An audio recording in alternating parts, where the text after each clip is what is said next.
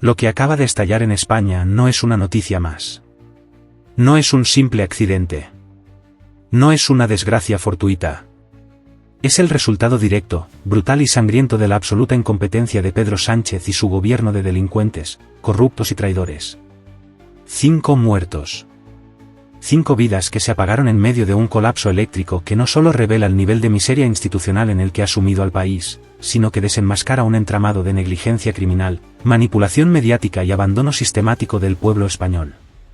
4 personas fallecidas por intoxicación en Orense, atrapadas en sus casas usando generadores caseros porque el Estado falló. Una mujer de 46 años en Valencia, dependiente de un respirador, murió sola, sin asistencia, porque ni siquiera los hospitales tenían planes de contingencia.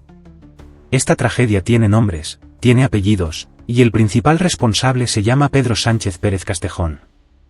No hay lugar a excusas, no hay sitio para lavados de manos. Sánchez debe dimitir hoy mismo, antes de que la podredumbre de su gobierno siga cobrando vidas inocentes. Mientras el pueblo sufre, la maquinaria propagandística del PSOE se mueve como un enjambre de ratas desesperadas para ocultar la verdad, para minimizar la gravedad de lo sucedido, para tapar las vergüenzas de un sistema colapsado por años de corrupción, amiguismo y saqueo institucional. La UCO ya ha empezado a levantar actas, ya ha iniciado las investigaciones formales, ya ha recopilado pruebas contundentes de cómo las alertas previas sobre la vulnerabilidad energética fueron deliberadamente ignoradas, de cómo los informes técnicos que alertaban de la necesidad urgente de renovar los sistemas de respaldo hospitalarios fueron archivados, despreciados, escondidos en un cajón bajo la orden expresa de los burócratas al servicio de Bolaños y del núcleo duro de Moncloa. Esas decisiones, esas órdenes, son las que mataron a 5 personas. Esas órdenes salieron del círculo de confianza de Pedro Sánchez. Y cada muerte pesa directamente sobre sus manos. No estamos hablando de errores técnicos, no estamos hablando de una simple mala gestión, estamos hablando de homicidio institucional.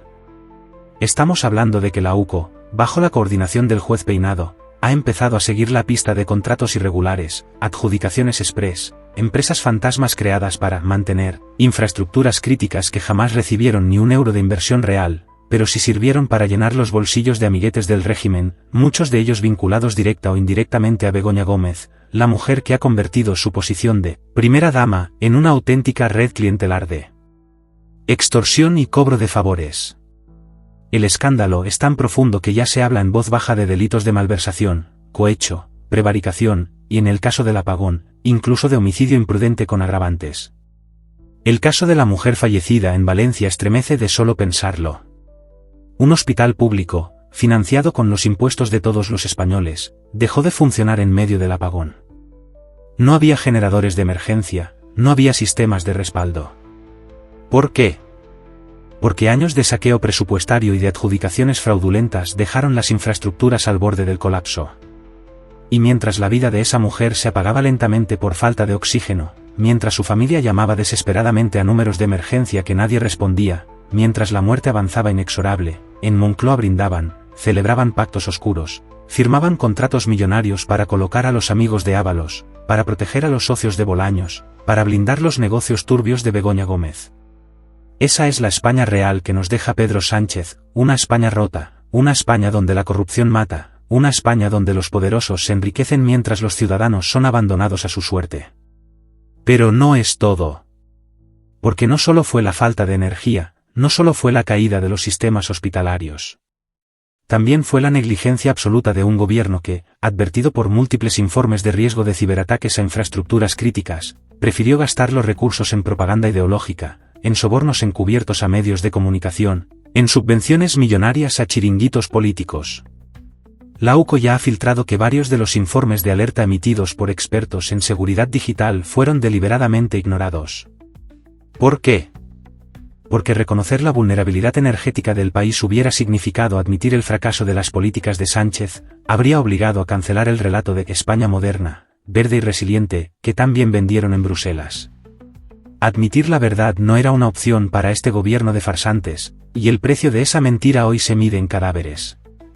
Mientras la indignación crece, mientras las familias entierran a sus muertos, mientras la rabia hierve en las calles, Pedro Sánchez sigue escondido, parapetado tras los muros de Moncloa, emitiendo comunicados vacíos, culpando a factores externos, lanzando cortinas de humo mediáticas para desviar la atención. Pero ya no basta. Ya no pueden taparlo. Porque la magnitud del escándalo es tal que incluso dentro del propio PSOE empiezan las deserciones.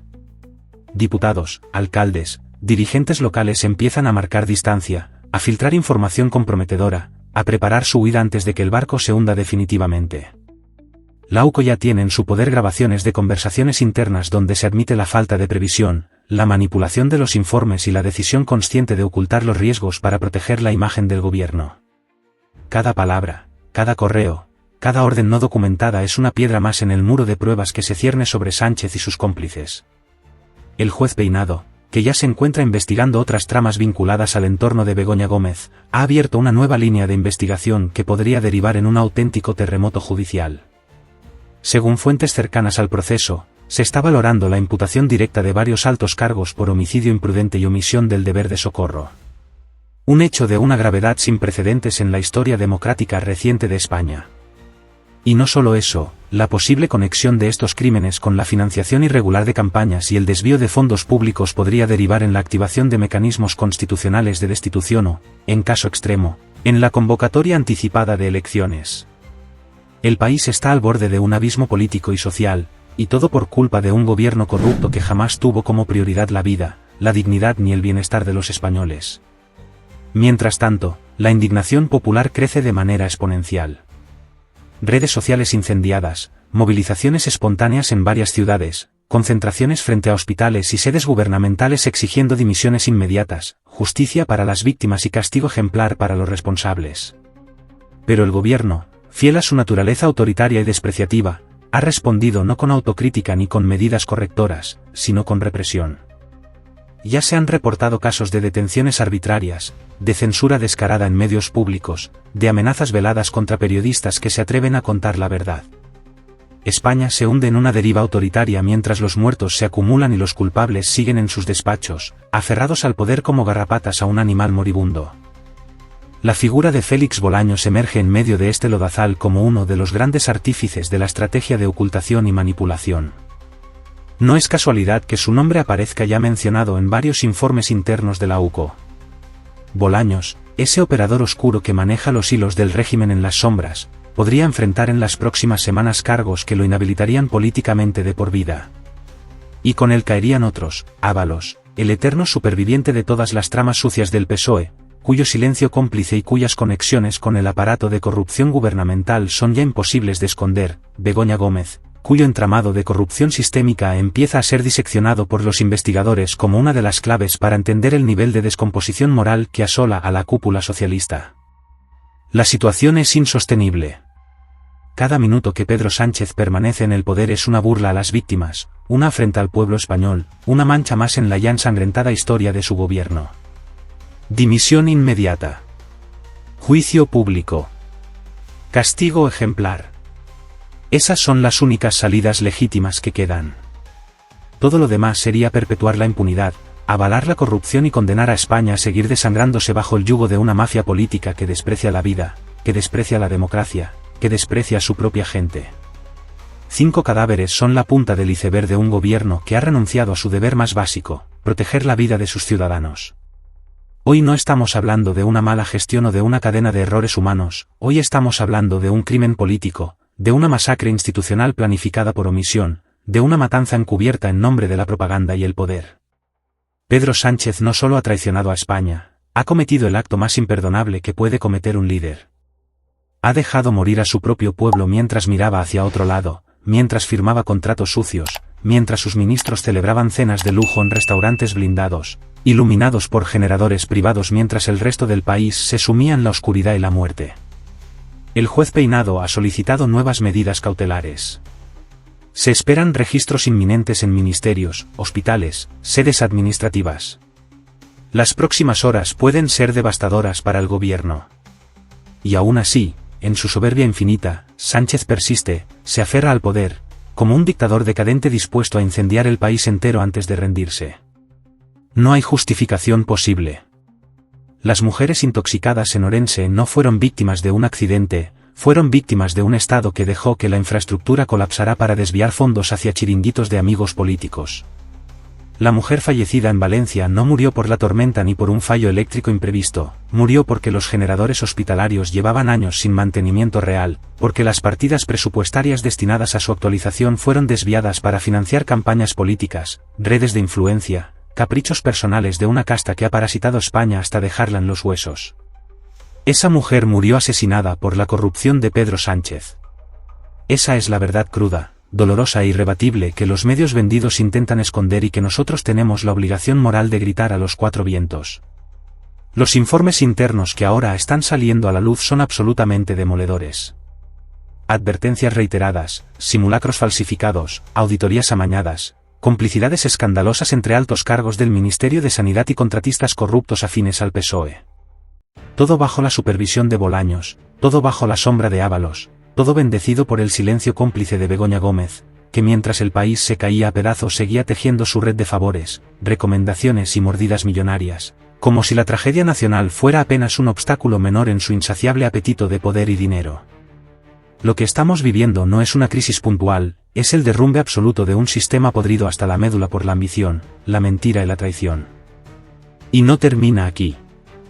Porque mientras enterrábamos a nuestras muertas, mientras las familias lloraban sobre ataúdes cerrados, Sánchez ya negociaba en Bruselas cómo maquillar la catástrofe, cómo obtener fondos de rescate europeo no para reconstruir España, sino para seguir financiando su maquinaria propagandística, sus medios comprados, sus pactos vergonzosos con separatistas, proetarras y golpistas. Utilizar la muerte como moneda de cambio político. Ese es el nivel de degeneración al que hemos llegado bajo este gobierno infame.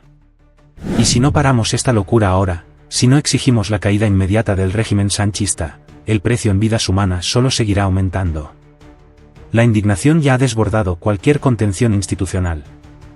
La calle ruge. El clamor por justicia retumba en cada plaza, en cada esquina, en cada red social no censurada. Pero el gobierno, en su delirio autoritario, responde con amenazas, represión y manipulación burda. Policías enviados a disolver manifestaciones pacíficas. Periodistas silenciados. Testigos presionados. El régimen sabe que su caída es cuestión de tiempo, pero está dispuesto a aplastar todo a su paso para resistir un día más, una semana más, un mes más. A cualquier costo. A cualquier precio. Aunque ese precio sea la ruina definitiva de España. Begoña Gómez, la gran saqueadora silenciosa, sigue moviendo los hilos desde las sombras. Félix Bolaños coordina las campañas de intoxicación informativa. Ábalos intenta blindarse negociando su silencio a cambio de impunidad. Pero ya no hay red que pueda salvarlos. La UCO trabaja a contrarreloj. Las órdenes de registro están listas. El cerco judicial se cierra. Y cuando caiga el primero, cuando una sola ficha de este castillo de corrupción confiese, el derrumbe será imparable. Porque lo que se avecina no es una simple derrota electoral del PSOE, es una devastación política total, una purga histórica, un proceso penal que podría llevar a varios miembros del gobierno, incluido Pedro Sánchez, directamente ante los tribunales, acusados de crímenes gravísimos contra la nación. España no puede esperar más. Cada minuto que Sánchez siga en Moncloa es un peligro real para la seguridad, la salud y la vida de todos los ciudadanos. Cada minuto es una nueva oportunidad para que oculten pruebas, para que presionen jueces, para que destruyan evidencias, para que perpetren nuevos crímenes. Dimisión inmediata. Procesamiento judicial. Exilio político si es necesario. Pero fuera. Fuera ya. No se puede gobernar sobre un mar de cadáveres. No se puede invocar la democracia mientras se asesina por omisión a quienes confiaron en sus instituciones. Pedro Sánchez no es un presidente, es un tirano en fase terminal, dispuesto a arrastrar a todo el país en su caída. Y es nuestro deber patriótico impedirlo. Con cada palabra, con cada protesta, con cada denuncia, debemos mantener la presión hasta que la estructura corrupta se desplome sobre sus propias mentiras.